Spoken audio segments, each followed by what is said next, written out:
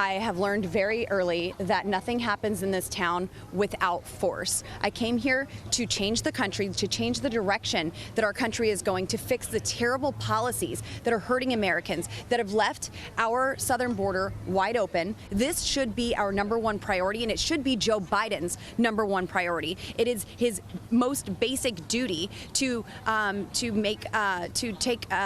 faithfully execute our laws, and he has failed to do that. He is absolutely derelict in his duties as President of the United States to take care of and keep our country safe. Well, that was Colorado Congresswoman Lauren Boebert yesterday speaking after the House voted to send her impeachment resolution against President Biden to the Homeland Security and Judiciary Committees. 219 Republicans voted yes. 208 Democrats voted no. The articles accused the president of overseeing, quote, a complete and total invasion at the southern border. Joining me now is Texas Congressman, member of the Homeland Security and Energy Committees, August Pfluger. Congressman, your districts are in Texas. You've seen the border impact firsthand as well. Your reaction to what took place yesterday? Well, good morning, Maria, and you're right. We've talked about this many times on this show, and the American public deserves to know the facts about what's going on and what the administration has not done. And look, as opposed to the Democrats, we treat this very seriously. This is a solemn duty. There's no pleasure or joy in being referred or having articles of impeachment to look at, but we're going to look at the facts. We're going to take it step by step. We obviously feel the pain in Texas, the chaos, the amount of fentanyl, the deaths, everything that has hit our state and many others. It is an invasion. We've said that many times. So we will look at this. We will do it the right way. And we'll try to put some confidence back into a process that the Constitution outlines, as opposed to what the Democrats did twice to President Trump. Well, I think this is very practical, all that you're saying. And I wonder, as you digest all of these issues around Joe Biden's governing, you also consider the impact of an impeachment. I mean, look, you could come up with an impeachment for so many things: failed foreign policy, accepting money from foreign adversaries like China. We have texts this morning from Hunter Biden basically threatening a Chinese business guy to give them money or face consequences. You also have, of course, what you mentioned, the wide open border. But then you have to ask the question, well, what happens if he does get impeached? What's the impact, and what is America left with? And that's Vice President Kamala Harris.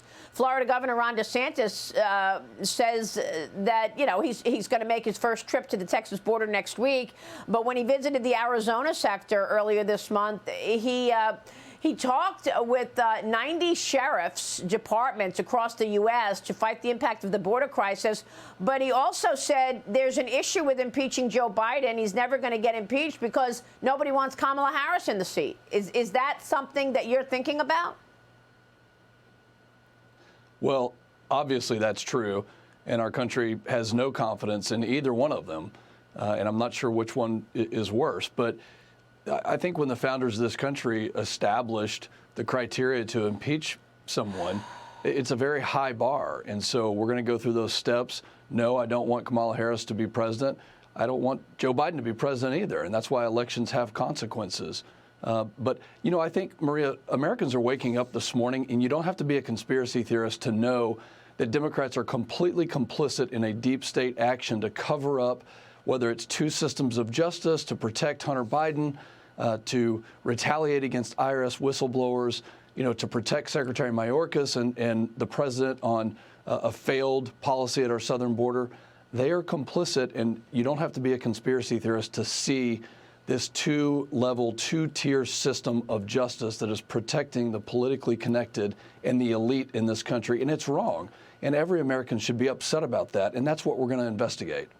Well, that's right. And that's why we wanted to see the results of what happened with Adam Schiff because he was out parading Trump colluded with Russia for several years, even though he was the chairman of the Intelligence Committee. Now, the House voted to censor the California Congressman Adam Schiff for repeatedly lying, claiming he had the evidence on Russia collusion in 2016, that the Trump campaign colluded with Russia, and he suggested that he knew something that the rest of us did not know because he was the chairman of the committee. And yet it was all lies. Schiff, though, is running for the Senate in California to replace Dianne Feinstein, Congressman. So, I mean, you know, what does this censure really mean? And what about pushing it to the Homeland and Homeland Security and the Judiciary Committees?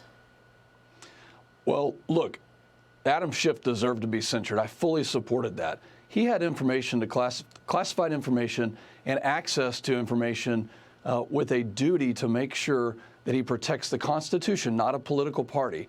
Yet what he did was clearly politicized. It was weaponized against the president, and he drugged the American public for 4 years through, you know, an absolute firestorm of false information.